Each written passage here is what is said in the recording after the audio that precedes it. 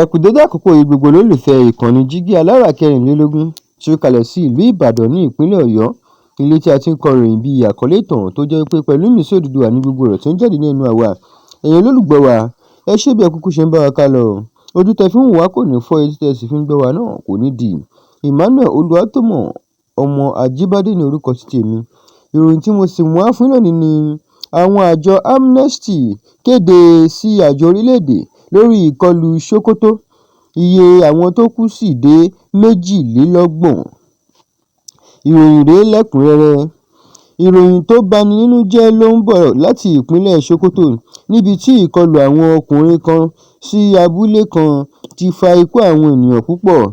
Iye àwọn ènìyàn tí wọ́n pàdánù ẹ̀mí wọn nínú ìkọlù náà ti dé 28, ìyẹn 32. Ìṣẹ̀lẹ̀ náà ṣẹlẹ̀ ní Ongushi ní Kebbi Local Government Area ti ìpínlẹ̀ Sokoto. Gẹ́gẹ́ bí ìròyìn náà ṣe sọ, àwọn ọkùnrin náà wọ abúlé náà ní Ọjọ́rú nígbà tí àwọn ènìyàn kan wà nínú àdúrà ọ̀sán. Àwọn olùgbébọn náà bẹ̀rẹ̀ sí yin ìbọn sí àwọn ènìyàn. Ìkọlù náà fa ikú àti ìbẹ̀rù ńlá láàárín àwọn olùgbé agbègbè náà. Àwọn kan pàdánù ẹ̀mí wọn níbẹ̀, nígbà tí àwọn míì sì farapa. Pẹ̀lú iye àwọn tó ti kú, ìṣẹ̀lẹ̀ náà ti tún fa ìkìlọ̀ láti ọ̀dọ̀ Amnesty International. Amnesty International, èyí tó jẹ́ àjọ tó ń bójútó ètò ènìyàn, àwọn náà sì ti dá ìkọlù náà lẹ́bi gidigidi gan. Àjọ náà ti kéde sí àwọn aláṣẹ orílẹ̀-èdè Nàìjíríà pé kí wọ́n ṣe ìwádìí tó péye lórí ìṣẹ̀lẹ̀ náà, kí àwọn tó ṣe ìkọlù náà sì dojúkọ òfin.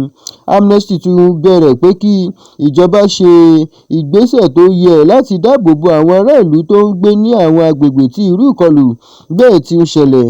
Àjọ náà sọ pé àwọn ènìyàn tó yẹ kí wọ́n máa gbé nínú ìbẹ̀rù pé àwọn agbébọn lè wọ abúlé wọn ní ìgbàkígbà.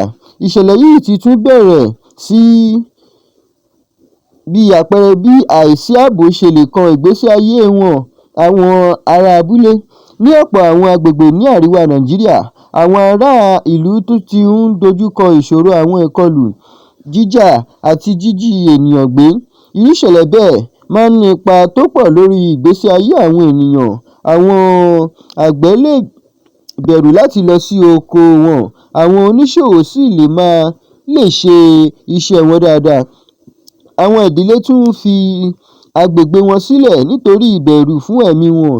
Ní ti ìṣẹ̀lẹ̀ Ongushi, ìdí tí àwọn olùgbébọn fi kọlu abúlé náà àti ẹni tàbí ẹgbẹ́ tó wà lẹ́yìn ìkọlù náà kò tíì ṣe kedere sí ìta. Ní ìparí, ìkọlù tó ṣẹlẹ̀ ní Ongushi ní Kebbi Local Government Area ti Sokoto ti fa ikú ènìyàn 32.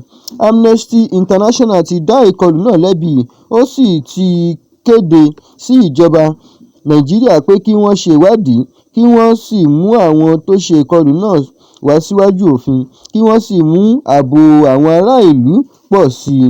Báyìí ni a rí mọ́ fún orí ìròyìn títí òní. Ẹ ṣé.